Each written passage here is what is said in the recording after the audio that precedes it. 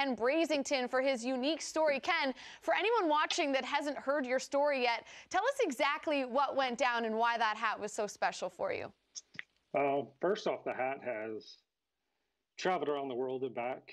I think I bought it in 04, 05, right when the Nationals announced that they were getting a team, and it's been in 2 combat zones. Yeah, it's beat up. It's the ugliest thing. But once Ovi scored from his office once again, hats went, and I saw mine sailing one section over, and I was like, oh, I can still get it.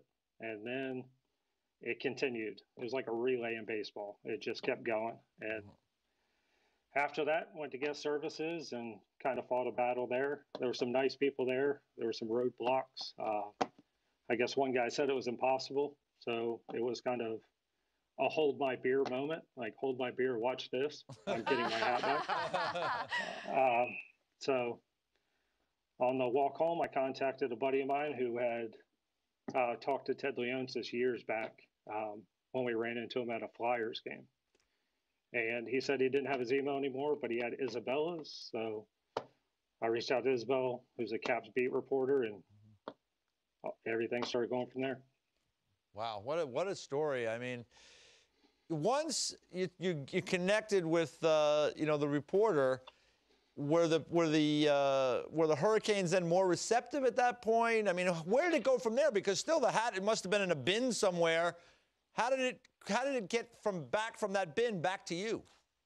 A couple emails got exchanged, and somebody asked me to describe the hat, and I told him it was a Nationals hat. It's the ugliest hat you'll see. It's just shredded. That was about it. And they took a picture. They said it was on the top bag, top of the bag, and that's it. They just said, nice. Here's a picture, and I got it back. Good.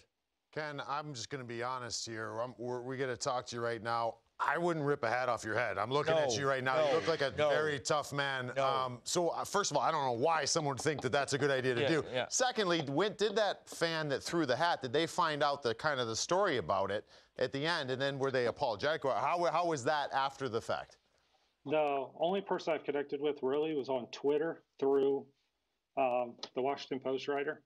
They said, this hat actually hit me, and I slung it over the glass, which was funny because he mentioned his seat number and section, and that's about where it landed.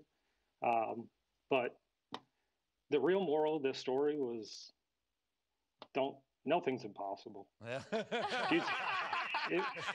If you're going to stand there in a suit and say that's impossible, I'm going to prove you wrong. And that's the Marine Corps mentality, is adapt and overcome. Well, you certainly did prove a lot of people wrong by finding the hat. We're happy that it's going to be a happy holiday for you because you got something back that means a lot to you.